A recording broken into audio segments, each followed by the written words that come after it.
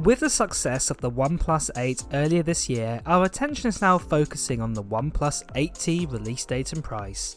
So I've decided to tell you everything we know so far for the OnePlus 8T, two models that are upcoming, including info about the OnePlus 8T Pro 65 watt charging.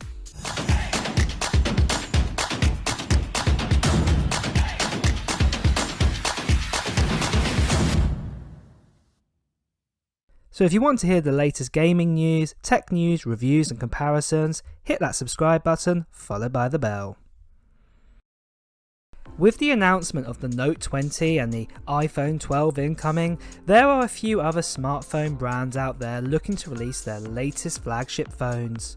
Today I want to talk about OnePlus and particularly all the details about the OnePlus 8T launch date, the OnePlus 8T Pro launch date, as well as the OnePlus 8T price and the latest on the design and specs for it.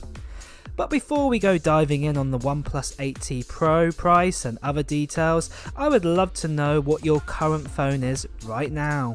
Do you own an Android phone like a Samsung or OnePlus? Or maybe you're down the Apple route in owning an iPhone? Also, what are you planning to buy as your next phone? Let me know in the comments below as you are watching this video. So right off, we can still say it's early days on the details of the OnePlus 8T Pro. The OnePlus T models are known to be a polished version, or the turbo version as it were, of the phones that came out earlier in the year. For example, the OnePlus 6 was followed by the OnePlus 6T, and then the 7 followed by the 7T, and if you compare say the 7 to the 7T Pro in design wise, they are the same, but the specs of the 7T are slightly better than on the 7. So right away we know that the OnePlus 8T is set to be an improved version of the OnePlus 8 and the 8 Pro, which was released in April. But it'll be far ahead of say the recently released OnePlus Nord, which is an affordable mid-ranger the brand unveiled between launches of its big phone this year. So first, the 8T release date and price. We haven't heard any official or not much on rumoured pricing or release information for the OnePlus 8T yet, but that doesn't mean that we don't know anything. We can look at past releases to predict what the new phone or phones will launch at and how much they will cost as well. The OnePlus 17 phones were announced in September 2019, but the OnePlus 6T was launched in November 2018, and we can't be sure about a launch month, but it does seem that the release will be towards the end part of the year. That's quite a wide potential release date at this time, and given that the COVID-19 pandemic has affected smartphones and other tech supply chains, we could see that the OnePlus 8T announced right at the end of that window potentially. It is also worth pointing out that OnePlus has always asserted the T models in never being guaranteed to be released every year. If you go way back, the OnePlus 1 and the OnePlus 2 didn't actually have any T models, so OnePlus are sticking to their guns saying a T model may never get released. However, we do predict that a T, or an 8T to be specific, will be released. For price, I'm afraid at this stage it is another question mark, but we expect it to launch at the same price or maybe just slightly more than the OnePlus 8. That phone cost $699 for its most affordable version, and the OnePlus 8 Pro started at $899, so we could see that the OnePlus 8T Pro could arrive around at the same price. Moving on to specs and design. OnePlus have pushed for a good few years that speed is the main point of their phones, so all their flagships in recent years have had top Snapdragon chipsets, apart from the recently released Nord. However, for a mid-range phone, it has got one of the top chips inside it.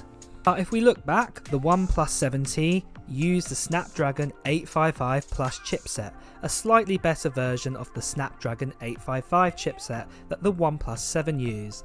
Then the OnePlus 8 had the 865 Snapdragon chipset, and recently at the latest Samsung event, a lot of their devices from Samsung had the 865 Plus Snapdragon chipsets inside, so it is likely that the OnePlus 8T will have that same 865 Plus chipset.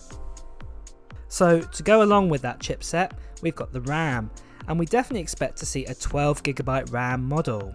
But we may also, for the first time ever from OnePlus, see a 16GB RAM in the 8T, and this would be unbelievable for 2020 specs of a smartphone. Another big rumour and leak we have heard is that the OnePlus 8T might have a new 65W charger, what would be a big deal. The last generations of OnePlus phones have topped out at 30W charging, and the boost to 65W would make the OnePlus 8T a valid competitor with its Oppo and Realme rivals to use that speed. This could mean a 0 to 100% charge in just under an hour. And from going down this technology line, we can definitely see why OnePlus don't really want to put wireless charging in their phones to keep the cost down, because we can see them advancing in new technologies in actual wired charging instead. The other big news surrounding the OnePlus 8T design is that there might not be a McLaren edition phone, despite previous OnePlus T handset having such a phone coming out soon after the release. This because it seems OnePlus is no longer a McLaren sponsor, making it unlikely the two brands will continue their smartphone cooperation. But for overall design, we imagine the design won't change much, if any, just like the OnePlus 7 Pro to the OnePlus 7T. OnePlus might have signed up with a new partnership with another company, but they'll probably reveal that at their launch event, just like what Samsung just did at their Note 20 release, and also other smartphone companies do as well. For the actual screen, the OnePlus 8 Pro, for example, had a 120Hz maximum refresh rate, twice that of the standard 60Hz found on typical phones. If you have lived under a rock recently and don't know what a higher refresh rate means, it basically means a smoother experience when navigating through menus and scrolling, and also when you're playing games, and also when you're watching videos if they support it. It basically means the actual image that you see on your screen is being refreshed at a far faster rate. So when you've got, say for example, a game, if you were playing like a mobile FIFA and the football was moving from one side of the screen to another, you'd actually be able to keep track of it much better compared to a screen where it had a lower refresh rate. It is worth pointing out though that the normal OnePlus 8 didn't have a 120Hz screen. Instead it packed the same 90Hz that was on the OnePlus 7T phone and the OnePlus 7 Pro. That wasn't a bad refresh rate, it's better than 60Hz, but we would like to see that in the new 8T normal. For the actual screen sizes themselves, we're actually expecting them to stay the same as the 8 and also at the 8 Pro as well. This isn't the end of the world, being that the screen sizes are a good size. But again, I would say it would be nice to have the normal 8T to have a 120Hz, as we're now in 2020 and going forwards, most screens in phones will have a high refresh rate. You got to remember also that OnePlus was one of the first companies to introduce faster screen refresh rates in early 2019, and it'd be great to see if this was the first company to make an affordable phone with a 120Hz refresh rate too, to show that those killer flagship features are inside their affordable handsets. Now I know I've banged on a lot about the refresh rates, but this is what I said, this is what OnePlus is all about. It's about speed. They love speedy charging, they love speedy processors, and they also love a speedy screen as well. For camera setup though, the OnePlus 8 had a glaring absence in its camera department, in the lack of a telephoto lens. In fact, the non-pro OnePlus phones consistently miss out on the zoom photography tech. So we're hoping that OnePlus has listened to their customers and may now remove that macro lens, what no one really uses, and change it to a telephoto lens instead. But we will just have to wait and see.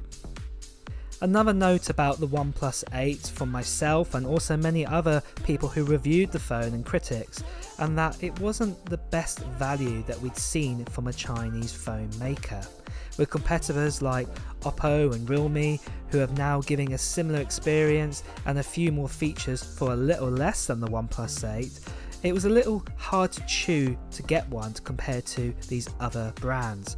However, you do get that Oxygen OS, and if you're shopping for a new Android handset and want a near to close Android vanilla experience with many security updates and new Android OSs in the future, we are sure that the OnePlus 8T will be worth buying as long as they've tweaked a few extra features into the phone.